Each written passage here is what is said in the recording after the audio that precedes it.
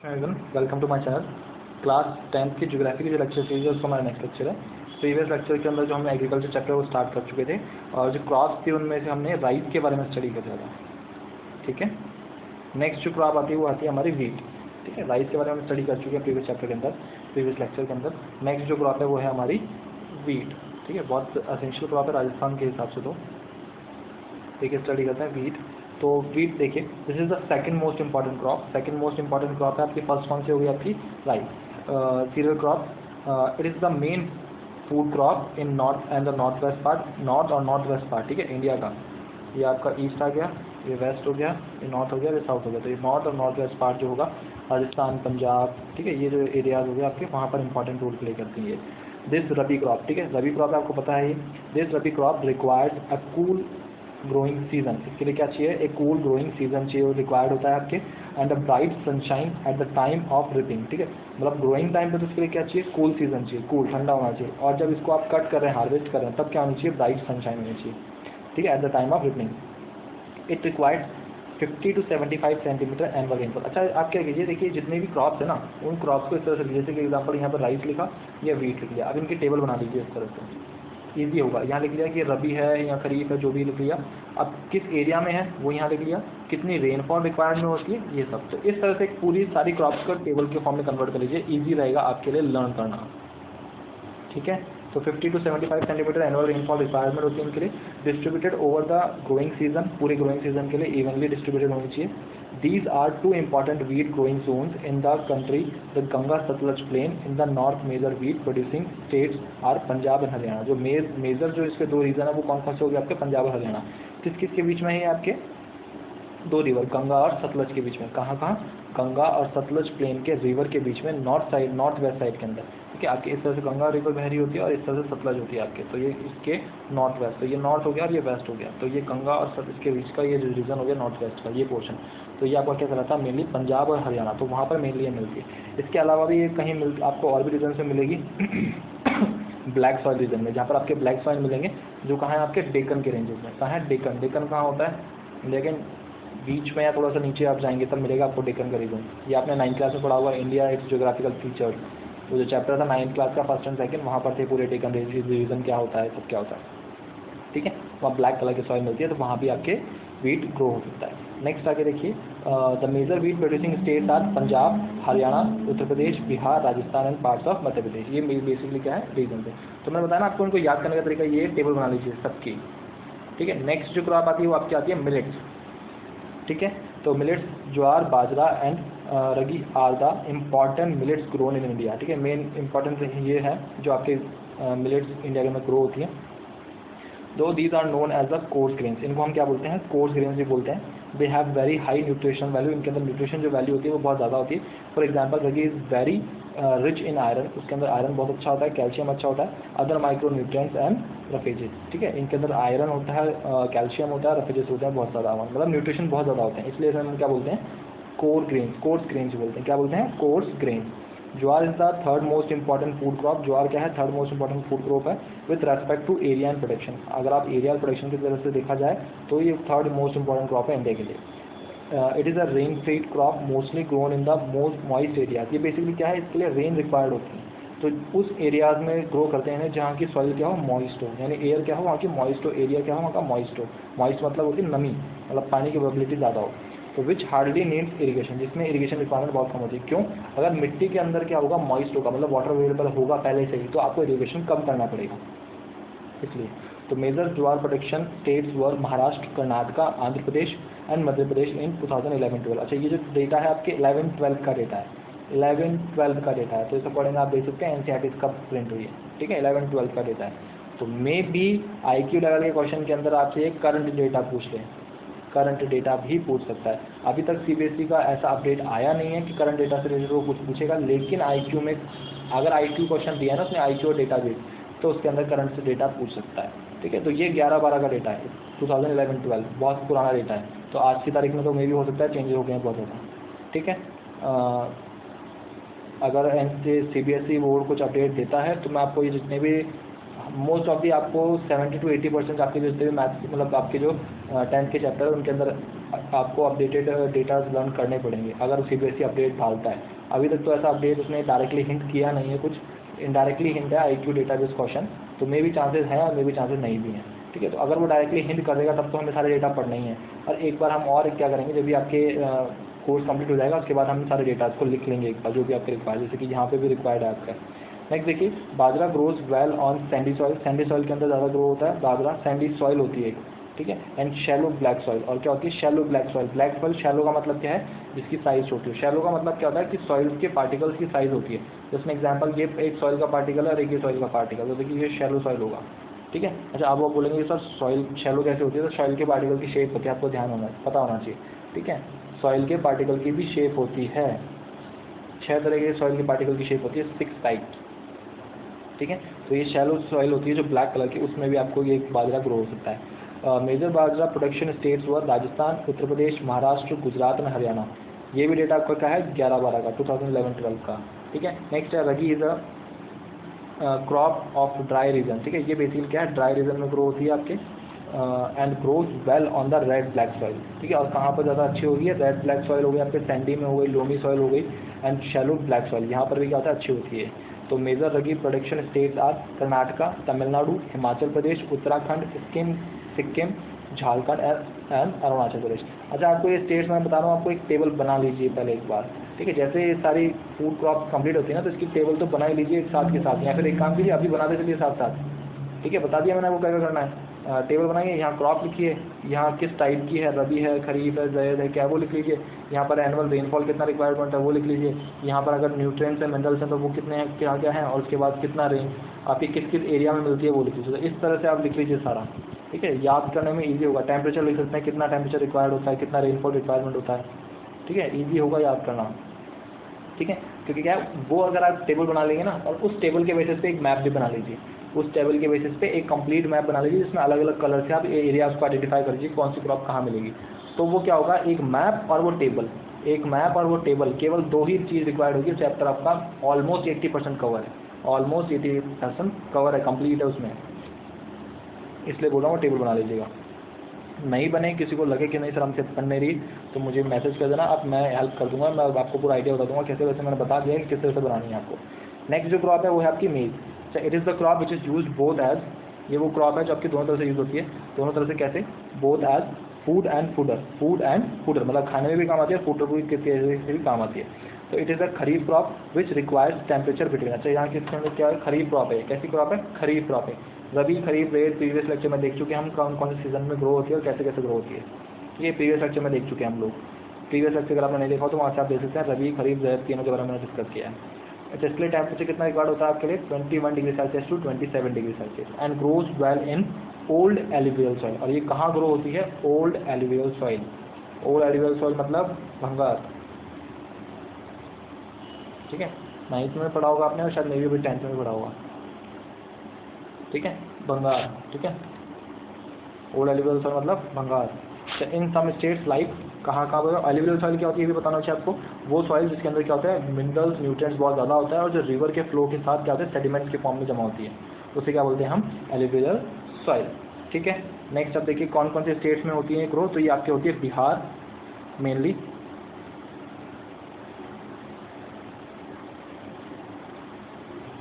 ठीक है, बिहार में होती है मेनली आपके। अच्छा, मेज is grown in rabi season, okay, ठीक है। मेज is mainly grow in rabi season also, आप इसको रबी सीजन में भी ग्रो कर सकते हैं। यूज़ ऑफ मॉडर्न इनपुट्स, ठीक है, कुछ मॉडर्न इनपुट्स यूज़ करके आप इसको कब यूज़ कर सकते हैं, रबी सीजन में भी ग्रो कर सकते हैं, कुछ मॉडर्न इनपुट्स यूज़ करके। मॉडर्न इनपुट्स क्या क्या ले सकते हैं आप, HYV सीड्स ले सकते हैं, फर्टिलाइजर्स ले सकते हैं। Irrigation have contributed to the increasing production, irrigation का यूज़ करके आप प्रोडक्शन को भी इंक्रीज कर सकते हैं मेज के।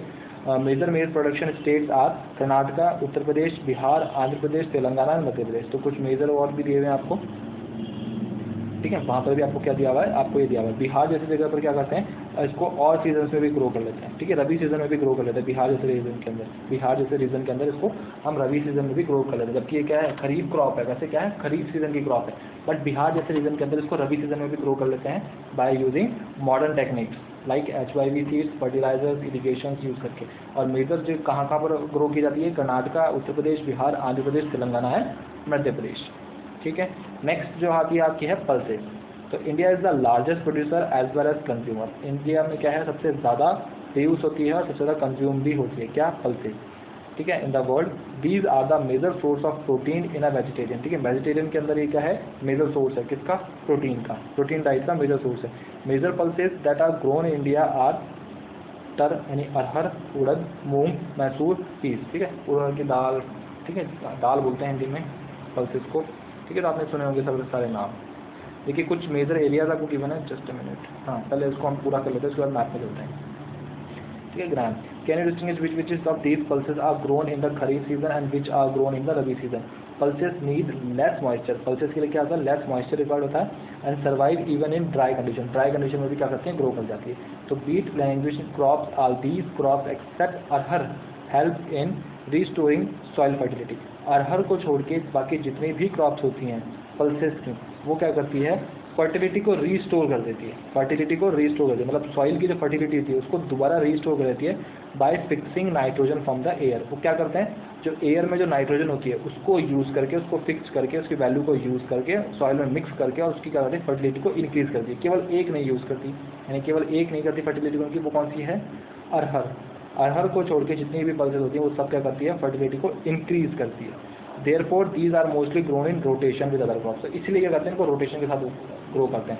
जैसे एग्जांपल, इस साल हमने कोई उड़द की दाल, उड़द पल्सेस क्या कर ली, ग्रो कर ली, अब उसकी फर्टिलिटी आ गई सॉइल की, तो फिर हमने और कोई सी क्रॉप कर ली। फिर नेक्स्ट सीजन के अंदर फर्टिलिटी खत्म हो गई तो हमने क्या कहा, वापस एक और कोई पल्सेस की क्रॉप कर ली, अरहर को छोड़ के, अरहर को छोड़ के कोई भी पल्सेस कर ली, तो वापस फर्टिलिटी आ गई, फिर वापस हम क्या करते हैं, कोई नई क्रॉप ग्रो कर लेते हैं। तो इस तरह से क्या होता है, रोटेशन के बेसिस पे क्या करते हैं, इस क्रॉप को ग्रो किया जाता है, ठीक है, ताकि क्या करते हैं, फर्टिलिटी बनी रहे, ठीक है। Major pulses production states in India are Madhya Pradesh, Uttar Pradesh, Rajasthan, Maharashtra and Karnataka. ये क्या है आपकी मेजर पल्सेस क्रॉप, ठीक है। अब देखिए, अब मैप देख लेते हैं हम। ये आपको मैप दिया है वीट के बेसिस पे, किसके बेसिस पे, वीट के बेसिस पे, ठीक है। वीट के बेसिस पे इंडिया के अंदर मेजर एरियाज कौन से हैं और माइनर एरियाज कौन से हैं। देखिए रेड पिंक में आपको दिख रहे हैं ज़्यादा, वो क्या है, मेजर एरियाज। देखिए आपको ये जो मेजर एरियाज है यहाँ पर, क्योंकि वाटर की अवेलेबिलिटी क्या है, अच्छी है यहाँ पर। ये ऊपर का पंजाब का एरिया, राजस्थान का भी कुछ एरिया, गंगानगर हो गया आपका, हनुमानगढ़ हो गया, ठीक है, बाड़मेर हो गया, ठीक है, आपके कुछ रीजन वो आ गया, आपके चूरू हो गया, सीकर हो गया वहाँ पर, और ये आपके ऊपर के ये पूरे एरियाज हैं, ठीक है। और लेस माइनर एरियाज भी आपको गिवन है यहाँ पर। देखिए आप ये माइनर एरियाज देखेंगे तो यहाँ पर आ गया आपके राजस्थान का कुछ एरिया आ गया, कोटा के तरफ, कोटा आ गया, धौलपुर आ गया, ये इस तरफ आपके, ये आपके यहाँ पर एमपी का कुछ रीजन आ गया यहाँ पर थोड़ा सा, जिसमें कम होती है, गुजरात का कुछ रीजन है, ठीक है, यहाँ आपके नीचे महाराष्ट्र का कुछ रीजन है, और आप ऊपर जाएंगे तो यहाँ पर देखिए इधर भी आपके रीजन हैं, ठीक है। तो ये आपके वीट के मेजर और माइनर क्रॉप एरिया जो ग्रो करने के हैं, ठीक है। आगे हम चलते, देखिए नेक्स्ट है food crops other than grains, ठीक है। अब जो हमने पढ़े हैं उनके अलावा भी फूड क्रॉप्स होती हैं आपकी, वो कौन कौन सी है उनके बारे में देख लेते हैं। तो देखिए फर्स्ट जो क्रॉप आती है वो आपकी शुगर केन, गन्ना जिसे हम बोलते हैं। तो it is a tropical as well as a subtropical crop. इसे हम क्या बोलते हैं, ट्रॉपिकल भी बोलते हैं और सब ट्रॉपिकल क्रॉप भी बोलते हैं। It grow well in hot and humid climate. ये बहुत अच्छी होती है, कब अच्छी होती है, जब इसके टेम्परेचर या जो भी क्लाइमेट है वो कैसा होना चाहिए, हॉट होना चाहिए और ह्यूमिड होना चाहिए। कैसा, हॉट एंड ह्यूमिड, ठीक है। Of 21 degree Celsius to 27 degree Celsius, कितना होना चाहिए, 21 degree Celsius to 27 degree Celsius. Similarly देखिए इन क्रॉप्स को भी आप उसमें उस टेबल में ऐड कर लीजिए, और उस टेबल के ऊपर स्टार्टिंग में लिख लीजिए food crops other than grain, ठीक है, और इन क्रॉप्स को ऐड कर लीजिए, सेम वही टेबल बना लीजिए, ठीक है। और एनुअल रेनफॉल इनके लिए रिक्वायरमेंट होता है 75 सेंटीमीटर से 100 सेंटीमीटर, कितना, 75 सेंटीमीटर से 100 centimetre. Irrigation is required in the region of low rainfall, जहाँ पर रेनफॉल कम होगा वहाँ पर इरिगेशन की रिक्वायरमेंट होगी, आपको पता ही है। It can be grown on a variety of soils, बहुत डिफरेंट सॉइल्स की वैरायटी पे आप इनको ग्रो कर सकते हैं। एंड नीड मैनुअल लेबर, और इसके लिए क्या होता है, मैनुअल लेबर की रिक्वायरमेंट होती है, आप इसको मशीन से नहीं कर सकते। फ्रॉम सोविंग टू हार्वेस्टिंग, जब आप इसको सो करते हैं, मतलब सीड्स को डालते हैं, तब से लेकर जब तक आप इसको हार्वेस्ट करते हैं तब तक क्या होती है, इसके लिए मैनुअल लेबर ही चाहिए होती है, मशीन से आप इसको नहीं कर सकते। India is the second largest producer of sugarcane. India क्या है, सेकंड लार्जेस्ट प्रोड्यूसर है शुगर केन का, ओनली आफ्टर ब्राज़ील। तो यानी कहने का मतलब क्या, ब्राज़ील आपका क्या है, फर्स्ट है शुगर केन प्रोडक्शन में। It is the main source of sugar, ये शुगर की गुड़, जो गुड़ होता है आपका गुड़, ठीक है, उसकी, और खंडसरी, ठीक है, इनकी क्या होती है, और मोलासेस, इनकी क्या होती है, मेन क्रॉप होती है, इन्हीं से बनता है शुगर, गुड़, खंडसरी और मोलासेस, बेसिकली क्या होता है, शुगर केन की बनती है, ठीक है। The major sugarcane producing states are Uttar Pradesh, Maharashtra, Karnataka, Tamil Nadu, Andhra Pradesh, Telangana, Bihar, Punjab and Haryana. तो देखिए वापस नेम्स आ रहे हैं तो बहुत ज़्यादा कन्फ्यूजन होता है, इसलिए वापस बोल रहा हूँ बार बार, टेबल बना लेना। टेबल बना लोगे तुम्हारे लिए ईजी है, एक टेबल सारा काम कर देगी, 80% चैप्टर कवर कर देगी। टेबल 80% चैप्टर कंप्लीट कर देगी। जो मैप बनाओगे वो आपका 5% बचा हुआ वो कंप्लीट कर देगी। 85% चैप्टर तो यहीं कंप्लीट हो गया, बचेगा 15% चैप्टर जिसमें कुछ एडिशनल चीज़ें वो बस वो ध्यान रखनी है जो स्टार्टिंग में थी, रबी सीज़न, खरीफ सीज़न।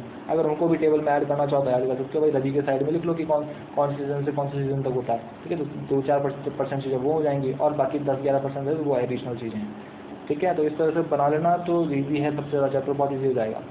नेक्स्ट जो क्रॉप है वो है आपकी oil seeds. In 2008 India was the second largest producer. India क्या था?